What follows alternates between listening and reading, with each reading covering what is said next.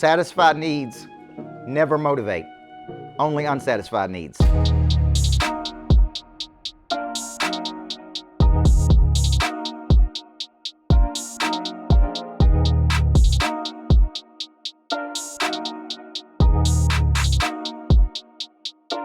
was watching a video last night about the founder of Papa John's, who's worth billions of dollars. And, like they were asking, like, what do you do now? And if you notice, he just keeps doing stuff to his house. He's like, well, I'm going to add this, and I'm going to add a golf course, and I'm going to add this. And because he's got to be doing something. How many of you are miserable when you're not doing something? Okay, you've heard me go, we went to St. Lucia at one time. I wanted to go stay in bungalows over the water, 24-hour butler. And by day 3, I was trying to figure out how to buy the bungalow. I was like, how much would you sell me this bungalow for? Because I had to do something, right? I needed to move, okay? So motivation means to move. What happens when you have everything you want, or you think you have everything you want, and you don't have any more goals, and you don't have any more dreams? I believe one of the biggest reasons people pass away at the end of their lives is they run out of purpose. They don't have anything to get up. I talked to my grandmother the other day. She's 85 years old. And she can go negative. She's like, I'm just tired. I said, you need something in the future to get up and go do. She said, does gambling count? And I'm like, I guess. Right? She wants to go gamble. I'll just sit there and gamble. And I'm like, and have fun. And I'm like, okay, if that gets you out of bed, the worst thing she could do is sit in that house and do nothing. Would you agree? Yeah. She needs purpose. Her husband, which is my grandfather, passed away many years ago. She's there by herself. She needs something to get up and go do. That keeps the engine going. Okay, so I'm like, whatever you do, don't stay in that house. You need to get up and go do something. Like, get involved in something. Find a girlfriend. Go somewhere. She's like, could I find a boyfriend? And I'm like, you're 85. Do whatever you want to. You know what I'm saying? But my point is, the worst thing she could do is do nothing. Okay, so motivate means to move. All right? I'm going to write another word on the board. Inspiration. The word inspire means to breathe life into. Okay, so we breathe life into something. You're inspired. Now, I call this cotton candy because it tastes good for a few seconds and then it goes away. You could get inspired today by watching me. You could get inspired by watching reels. You can get inspired in watching videos, right? But here's the deal. That's only going to take you so far. So a good coach is both inspirational. They're both motivational. But what is the real problem? When you leave here and I'm not with you. You don't take action. See, the real problem is I need to teach you how to activate your own drive when I'm not there with you. And that is really what flipping the switch and activate really is. If there's one word I hear people say consistently to me is I'm inconsistent. I need structure. I need accountability. Well, everybody says they need accountability until they actually have accountability, right? And then they don't want the accountability. It's like I want it, but I don't really want it. So how many of you struggle with the consistency of showing up every single day and doing what it takes every single day? Now, the question becomes why? Why would I struggle with this? Okay? And this is where all of the psychology that I teach really comes in, because this is where because goals come in. See, I'm coaching different teams right now, and the number one thing I'm trying to get those teams to do is build an identity. I do a lot of what I do, not because I feel like it, but because I want to be one of the best in the world at what I do. And because I have an identity, I do things I don't want to do. Everybody see that? Because that's what the best people do. So that's what I call a because goal.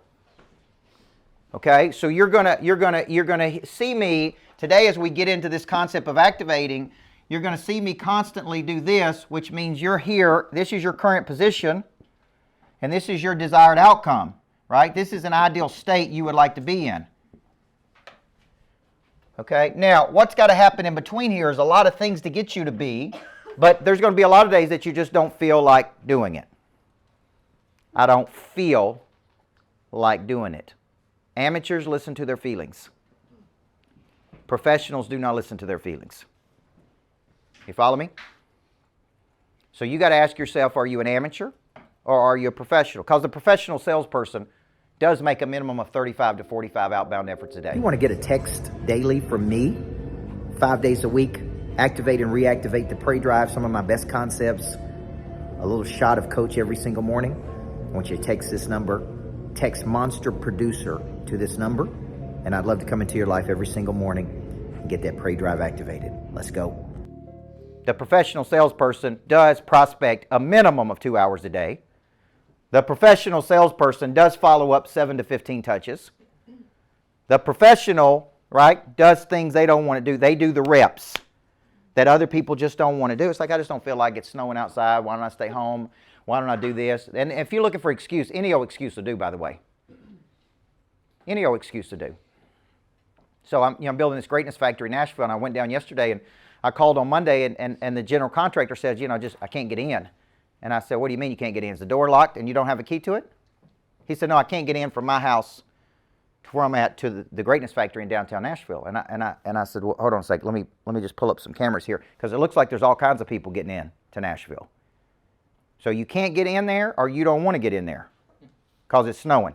Everybody with me? See, there's a difference between I can't get in there and I don't want to get in there. Or I get to, or I have to. Everybody see that? I'm teaching my 11-year-old daughter, you get to do chores. And you get to earn income. But if you complain about it, you have to do chores. And you don't earn any income. So you can do it with a good attitude or a bad attitude. But either way you're doing it, you're getting paid to do it. So you really get to do it versus have to do it. Now, which of these would you like to choose? Would you like the income and a good attitude? Or would you like just to live here? You see where I'm going? Because it's not entitled to you. Okay, and I'm trying to teach her that. It's not entitled to you. You take care of things just like you. But I'm going to give you a chance to earn some income if you do it. So activation this is really the problem, is I have a big goal over here. And that goal has got to be very clear in the subconscious mind. Okay, and mine is very clear. It's like, okay, my business is doing X amount of income. We're operating on this profit margin. I'm coaching 3 days a week. I'm doing X number of things. Okay, like it's very clear. Where I'm trying to get to is very clear. It's not vague. It's not like I'd like to have a better life. It's very clear. Now, what's got to happen between A and B is I have to initiate and reactivate this drive every single day to get to this B. And then I got to go find the who's that I need. And I got to take the actions that I need. And I got to go, this is called mental creation to physical action. So I have a mental picture of what I would like to do. And it's very clear. But I have to go from mental creation to physical action. And physical action could be, I need to reach out to this one person. I need to schedule this one meeting. I need to make this one hire. There's something I need to do to move this ball from A to B. Okay, I got to go from mental creation, which is where a lot of people live, to physical action. And that's going to require pray drive. Yes or no? Yes, sir. Okay. Now, a lot of people go from fantasizing, which is they can see it in their mind, to catastrophizing, which means they go all the way to negative town very quickly. Okay, oh man, we're having a bad month, we're going broke. We're losing everything. We've got to sell everything right now. So they fantasize and then they catastrophize. And their mind goes to a negative place very quickly. And that starts with one negative thought. And what if I told you even I do that from time to time? Right? Because every day I get a new bill for the Greatness Factor and I'm like, I'm going to punch somebody in the face. Like if I get one more bill for something I didn't expect, you know what I'm saying? Like you got this budget and you got the money set aside, then it's like, oh yeah, by the way, you don't have this and we didn't factor this in. And every single day it's something new. And I'm like, for the love of God, when does it stop? But my mind, see what I'm saying is, as soon as you get that bill, it triggers. It triggers and it takes you to negative town. See, instead of focusing on what could happen, let's get this thing open, let it produce income. We're actually closer today than we were 7 years ago. Instead of, hey, we're one day closer to this. This happened today. Instead of staying in positive town, we go to negative town. And that's how the brain operates. It focuses 3 times more on negative than it does on positive. Okay? So if I were coaching you one-to-one, the very first thing I start with this exercise. And I say, tell me what your B is. And I need you to get very clear about what your B is. I'm doing this, I'm doing this, I'm doing this, I'm doing this. People always ask me about buying a private jet because everybody's fascinated by how you buy a private jet. I bought a private jet because I was on the road so much and I wanted to be home. I wanted to go speak and come home. I don't want to be able to get to multiple places in one day. But that all started by me chartering a private jet. And once you ever fly on a private jet, then you're not going back to Southwest or Spirit. Now, here's my point.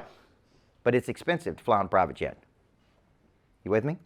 The trip we took last week to Vegas, at least, I don't know, $50,000, $55,000 to fly from here to Vegas.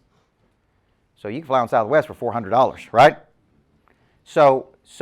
But it all started by me needing to get to 2 places in one day, and I couldn't get to it. And I told my assistant, book us a private jet. She said, they're not paying you enough money. And I said, I'll figure it out.